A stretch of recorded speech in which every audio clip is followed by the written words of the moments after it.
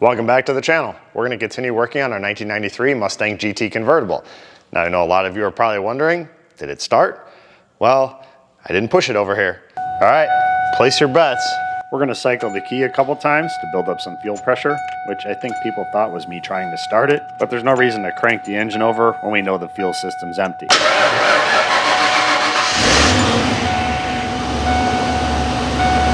First time, every time.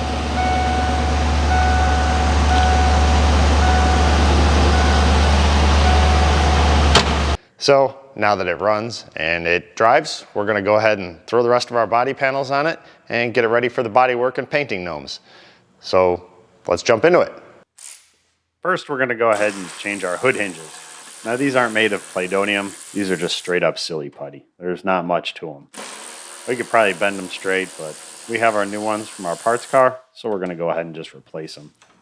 Now, there's some bolts in there, but don't let them fool you. That's not actually what holds this hinge in. There's a rubber boot that tucks around the back of the hood hinge that's hidden in our cowl to keep the weather off of it and keep our pivot point from rusting out. And it likes to adhere itself both to the hinge and to the cowl. So you got to kind of break it free and then peel it off of there. And it's also going to stick to the little pivot point on the hinge when we try to pull it out of there. Well, we finally got our hinge out of there, and we just tuck the boot back in. Push our new one in there. And we're going to line it back up. There is adjustment straight up and down, so that if we are all done and our hood is too low on the back, we don't have to bend the hood hinge. We can just loosen up that bolt and move it up. Or if it's too high, we can just move it down. But we're going to start where it was originally and go from there. Now we're going to tighten up our bolts until that boot can adhere it securely to the cowl. And in about 6 months, we could take the bolts out and it probably wouldn't fall out. We'll leave them in there anyway, though. Now we're going to change our passenger side hinge. They're both the same, right and left. You can see all the adjustment they have in that little slot to move the hood forward and backwards. And then we had the adjustment to move it up and down. And the adjustment to move it side to side is actually on the hood. There's J-nuts that go in the hood, so they're slotted about an inch, which gives you about a ½ an inch of movement in either direction. About an inch forward and backward, and about 3/4 of an inch up and down, which gives you quite a bit of adjustment, and sometimes you need every bit of it. Now we're going to install our hood light. It just pushes in, and so does the harness. I can't imagine why Ford decided to spend the money to put a hood light in here, given how reliable these cars are. We can slip our J-nut on, and put our little lever in. It pops the hood up, and bolt it down.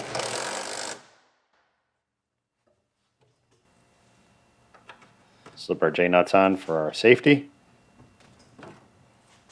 And we'll grab the closest hammer and push this J-nut all the way on here. I know, it's not the right hammer, but it worked.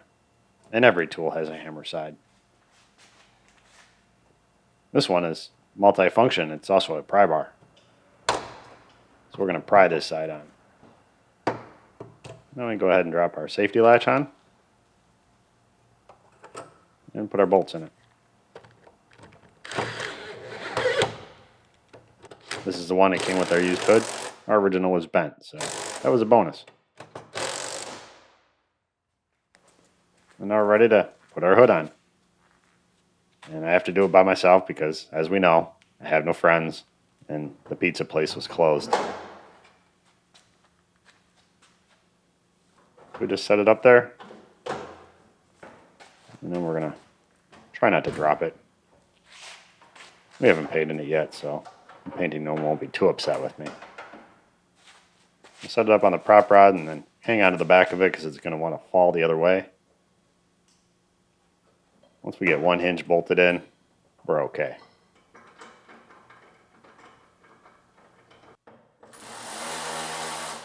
We'll snug up our bolts. We're not going to tighten them all the way. And we'll start the hinge on this side.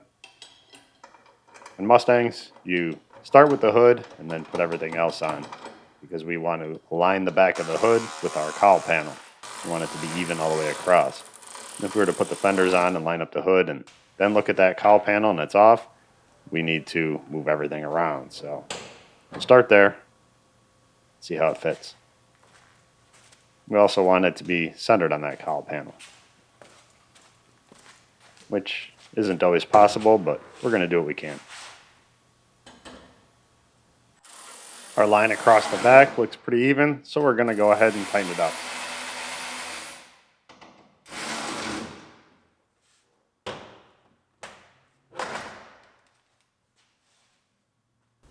Because the internet has trust issues, there you go. There's our line across the back. Nice and even. Well, as even as it can be when the plastic is a different shape than the back of the hood. Our hood's also centered on our cowl. The edges are lined up, which is where we want them. Now we're going to fix Ford's little oopsie here. There was seam sealer in here once upon a time, and it cracked and fell out of there. So we cleaned out what was in there, we primed it, and now we're going to go ahead and re-seam seal it. I don't know that it would leak, but I don't want to find out. It only takes a second to do this now, and once the fender's on there, we can't really get to this. Of course, once the fender's on there, it pretty much covers all this up, although water can leak down underneath the windshield behind the fender. So let's just go ahead and fix it. It only takes a few minutes here. We just put our seam seal on there. This is just wax and grease remover, kind of melts it, and we can smooth it all out, make it look pretty. We're not going to bother painting it. Ford didn't.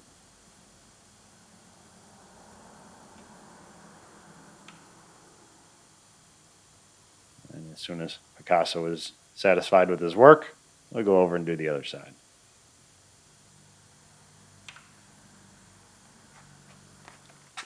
All right, now we're going to do this side. Highly caffeinated Scott's going to do it for us. Perfect. Should be good for another 29 years. Now we can throw our fender on. While I had the fender off, I was able to get the antenna wire out of the base, since I was able to get a little better grip on it.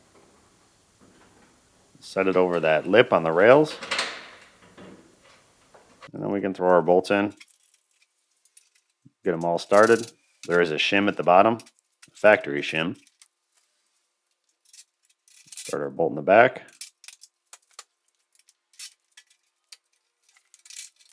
Put our little bracket up in the front. And see how it lines up. And it doesn't. So we're going to move it around a little bit. Check it again.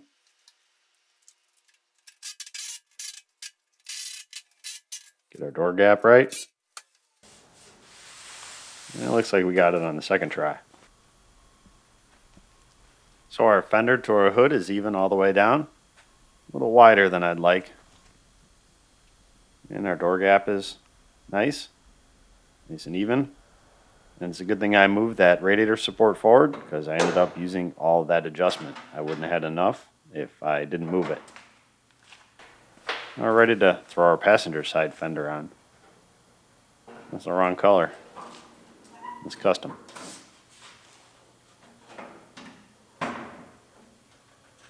Start all of our bolts.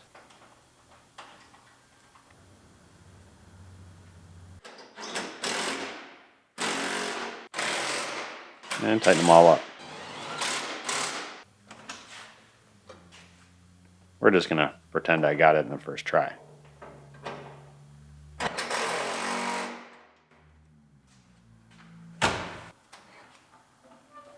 See how it looks.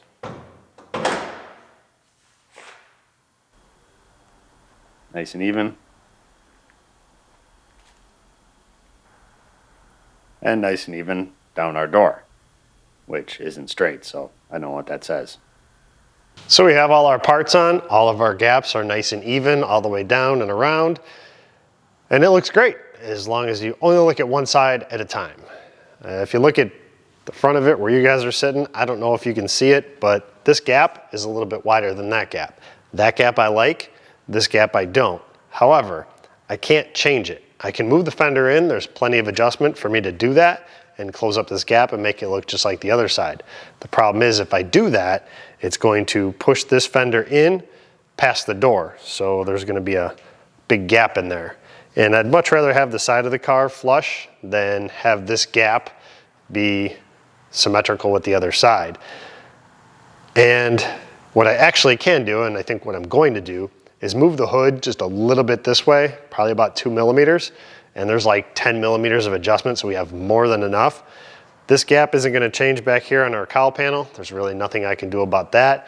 So I think that's what we're gonna do, is just slide this hood over a little bit, close up this gap, open up that one a little bit, and split the difference.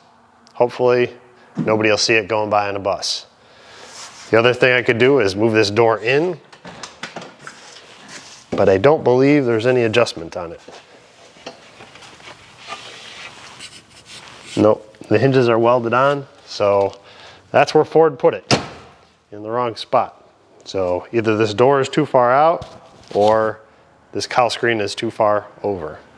Either way, it's never going to be perfect, so we're going to make it as close as we possibly can. So let's do that.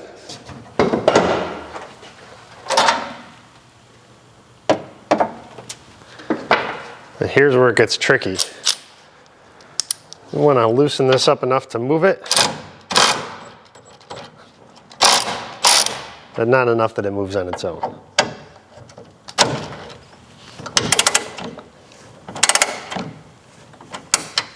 Because our gap is nice across the back.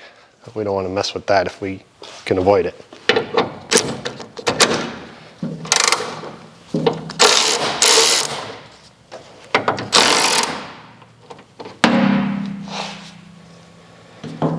And we'll give it a little bump.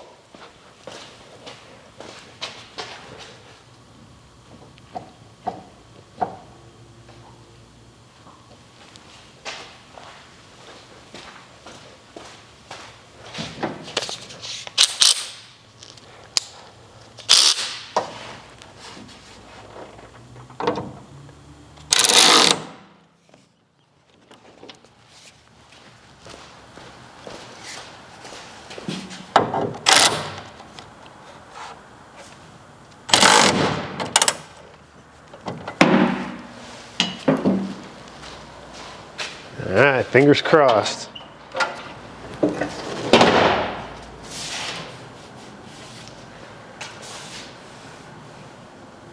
Wow, I think I got it on the first try. That never happens. Normally, I play the seesaw game. I push it a little bit too much and have to go back a little bit. Then I don't push it enough, go a little bit more, push it back too far, and we go back and forth for, I don't know, an hour or so. We got it on the first try because I didn't want to do it again. Now we're going to fit our bumper up here and see how all of our gaps look. We're not going to bolt it up because, well, they're not really fun to bolt up. But we can put the studs through and it'll just sit on there. Get an idea of how everything fits. If everything fits. And before you tell me the bumper is also the wrong color, you're going to have to take it up with a colorblind painting gnome.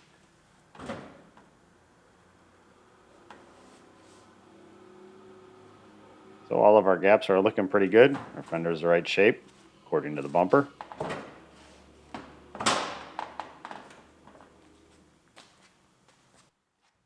Now we need to take our decal off the hood. It's been on here for quite a while, and it's really cheap vinyl. So we're going to try the magic eraser and see how much of it we get done before we lose interest.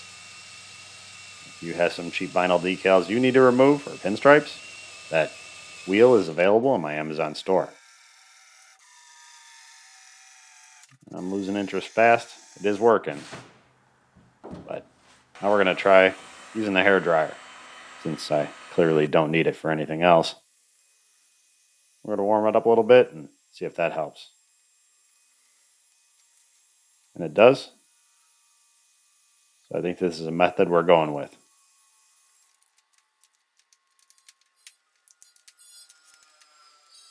Peels up pretty easy until it starts to cool off. So I've lost interest. We're going to wait for a sunny day and we'll put it outside, which should be sometime in July here in Chicago. I want to straighten out the edge of our door to meet our fender. It was folded under when the fender went back and they tried to open the door. It just kept bending the back of the fender and the front edge of the door. So we're going to bend it all back. We'll get it close. The bodywork gnome can take it from there. And we can pull our bumper back off of here so we can get some work done behind it.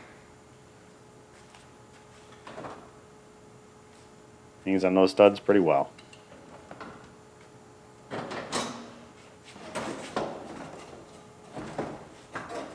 Set that off in the corner. We're going to finish up some of our engine work, so now is a good time to put in our tool tray. Battery tray, if your car has one of those. Set it down in there and then start all our bolts. That bottom bolt that the head likes to rust off of and turn into a different size happens to be the same as all the battery hold down bolts from any Ford in this era. So if you need to get one, you know where to find it. Bolt in our bracket for our vapor canister and slide that down and bolt it in. And we'll release our tension for our belt, pull our belt off of here. Disconnect our AC compressor and pull all the bolts out of our bracket for our AC compressor. It's also the bracket for the power steering pump, but it's in our way because we got to change the water pump. We'll loosen up our heater hoses or bypass hoses, whatever they are. And now we can start unbolting our water pump with its 6 different size bolts because Ford. And we're going to leave all those bolts in our water pump because they're all different sizes and we need to know where they go. And I don't want to expend what little brain power I have on useless information like that. We'll save that space for more important things like movie quotes and song lyrics. We used a little RTV silicone to hold that gasket on the back of our water pump, and we cleaned up our timing cover so that our gasket has something to seal to. And don't forget to tighten up those 3 bolts on the back of the water pump that holds that backing plate on there, because there is another gasket hidden in there, and they don't always come tightened up from the factory. And this is a Gates water pump made in China, where a lot of the replacement parts for this car seem to be coming from. Pretty soon it's no longer going to be an American car. We slipped our heater hoses on. Now we're going to put the bolts in the top. There's 3 shorter ones. We'll start with those. We just took them right out of our water pump, so we know exactly where they go. 2 are bolts and 1's a stud. Heater hoses are fighting us, but we'll get it in there. And go ahead and snug those up a little bit, and now we have 2 free hands. So we can hold onto our old water pump, pull the bolts and studs out of it, and put it right in our new water pump. They're going right back in the same place they came from.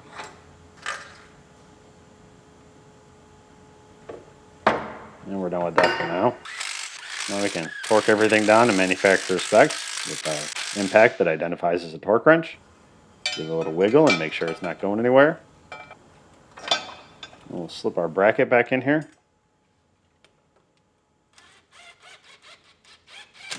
Start our bolts for our AC compressor.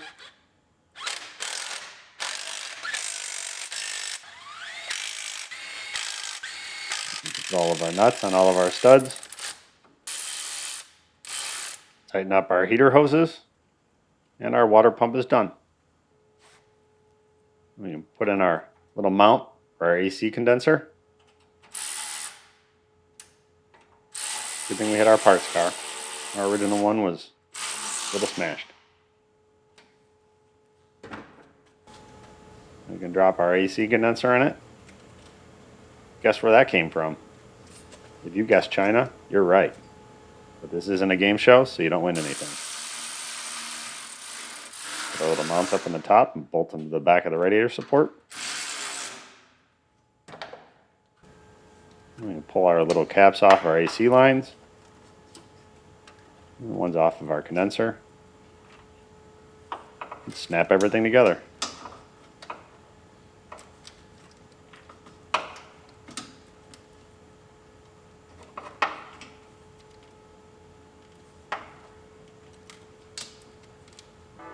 Put our little safety clips on there. We can drop our high performance radiator in here. Between this and the Ford Motorsports oil pan gasket and a few stickers, this thing should be putting out 1,000 horsepower. Set it down in its little mounts in the bottom, make sure it's centered, and then we can put the clamps on the top. Slip them down over the radiator. Make sure we're not pinching our wiring harness in there. And then bolt it down. That's not going anywhere. Now we can start hooking everything up. There's some fittings for the transcooler lines. We had to take those out of our old radiator and reuse them.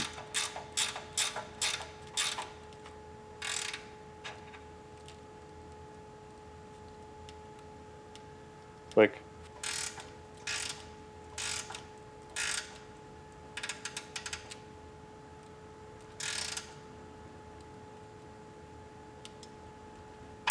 Just tighten it up till it strips out and then back it out half a turn. Now we can put our transcooler lines in those fittings we just put on. I try to hold the line in place and get them threaded so we're not cross-threading anything. We can tighten them up with a wrench. As much as I complain about the Jiffy Tight connectors nowadays, I understand why they're there. I forgot how much I don't like threading in transcooler lines and then slowly tightening them up with a wrench, like a caveman.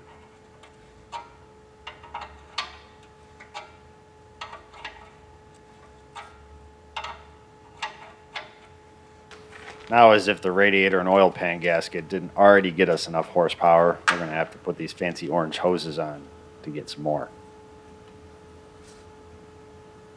Pull our little caps off of there and slip our hose on.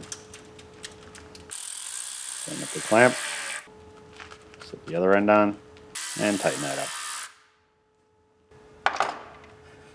Pull our cap off our radiator. And we can slip our lower hose on down there.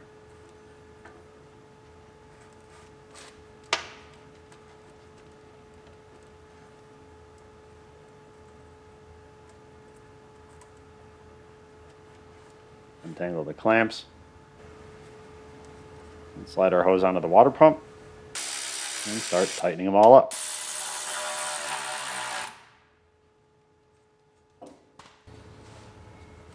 We can put our AC line on the back of our compressor. We had that out when we pulled our engine out. And I just never put it back because, well, I was in a hurry.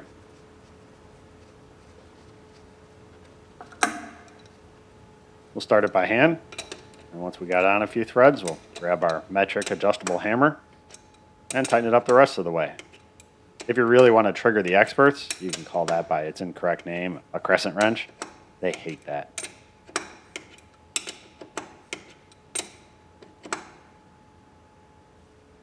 Click. We got a used fan with a fan clutch. However, it had some cracks in the back of it, and I figured why not just go ahead and change it while we're here. So we're going to toss the old fan in a pile. And we'll put our brand new fan on. And this one happens to be made by Dorman. Not my favorite manufacturer, but it's not an electronic device. How could they have screwed it up? Well, I bet we'll find out.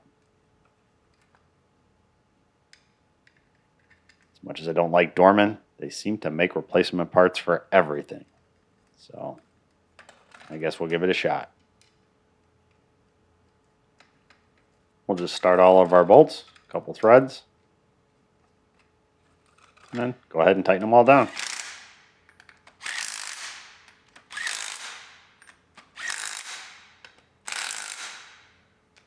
And we'll throw our pulley on our water pump.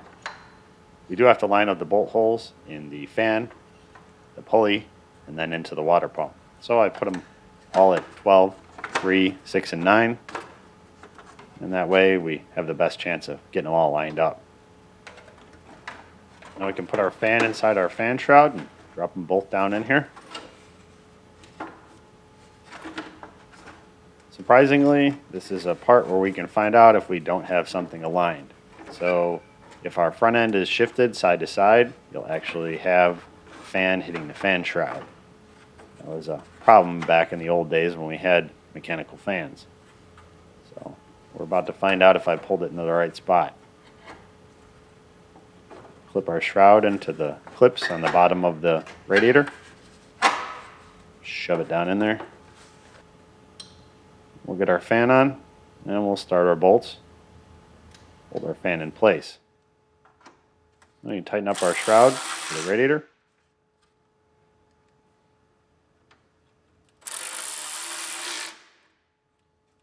That's not going anywhere. Now we can go ahead and tighten up the bolts on our fan. I'm just sticking a screwdriver in there and holding it in place and tightening up all the bolts.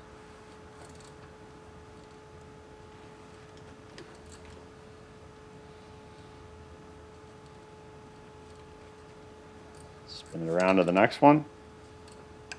Jam our screwdriver in there and tighten that one up.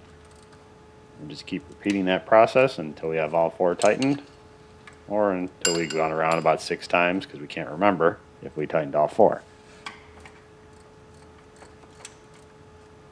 Just as long as you get them all tight, doesn't matter. That looks like about as far as we can go for today. Somehow the parts ordering gnome ordered all of those parts and didn't order the belt. So I'm gonna have to go ahead and get one from the parts store so that we can throw that on. This gnome right here. Don't know how I missed it, but I did. If you were wondering why I put this fender on without edging it, or maybe you didn't even notice, but I did, there's 2 reasons. One, I wanted to get it on here, line everything up, and be able to fit our door, pull it out a little bit so that the bodywork gnome can do his body work and he has something to reference. The other reason is I need to drill the holes in here for the ground effects. So I want to have it on the car so I can line everything up, make sure the ground effects fit right, and drill all the holes. That way, when I take it back off and he edges everything, he can paint those holes so that I won't have any rust. Whereas if we edged it and I drill those holes later, and we could try to get some primer in there, but we might not coat it the best. So this way, we're just gonna paint it all and we won't have any issues with rust whatsoever. The next question I'm sure I'm gonna get, or experts are gonna tell me, that this is not a GT front bumper cover. Thank you, I know. The reason I went with the LX front bumper cover was it was cheap. Now, I needed a headlight mounting panel, I needed all the lights, I needed a bumper reinforcement, bumper shocks, and the bumper cover. I got this entire assembly for $50. I couldn't even buy the bumper shocks separately for 50 bucks. So I was happy to buy the wrong bumper cover. And then I got a brand new aftermarket bumper cover, and I think that was like $100. So for my complete front bumper assembly that will be correct when I'm done, I'll have 150 bucks in it. I don't mind buying the LX. So I have it up here now just because it's a good place to store it for now, and I could fit everything up. But we're gonna have to drill all of our rivets out of there and take our headlight mounting panel out of here. It was about separate. All these parts were like $600. So $50 bumper cover was a steal. So we'll do all that. And the GT has a brace down below and then the fog lights, but ours were still good. So we didn't have to worry about buying any of that anyway. So that's as far as we're gonna go for today. We're also waiting on the PDR Magician. He's gonna come and take some of our dents out all over the car, 30 years of door dings. Another reason I wanted the fender on, he likes to have the fender on the car so he can straighten the dents. And there's a couple little dings in it. So he's gonna take care of all that so that our only body filler is gonna be just whatever little bit we have in the edge of this door. Keep it to a minimum. And then we are gonna end up painting the entire car because, well, it's 30 years old and it's starting to fade on the deck lid and the quarters. This door needs to be painted, the whole front end needs to be painted, and that door was repainted, but wasn't done very well, so we're gonna redo that. So that's pretty much the entire car, and the ground effects were all fading. So to make it look good, we're gonna paint the whole thing. And it's gonna be black, so don't tell me to paint any other color. And that's all next time. So thanks for watching, and I'll see you then. I don't ever slow up, no I don't take sh- I got no love for the fakeness. If you wanna play tough and wanna hate this, I'll always show up and make a statement. I don't ever slow up, no I don't take